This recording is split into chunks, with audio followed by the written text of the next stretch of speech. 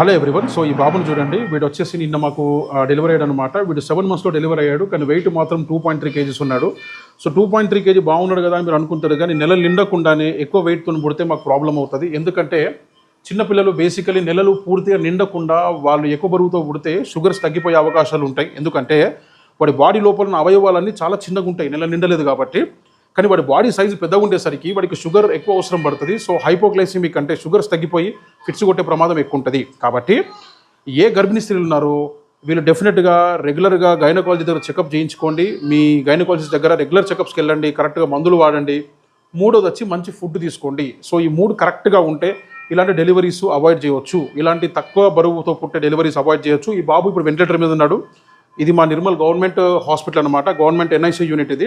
ఇక్కడ వాడు వెంటిలేటర్ మీద ఉన్నాడు. నిర్మల్ పరిసర ప్రాంతాల ప్రజలందరూ కూడా మా గవర్నమెంట్లో ఉన్నటువంటి వెంటిలేటర్ సర్వీసు వాడుకోవాలని మనస్ఫూర్తిగా నేను కోరుకుంటున్నాను.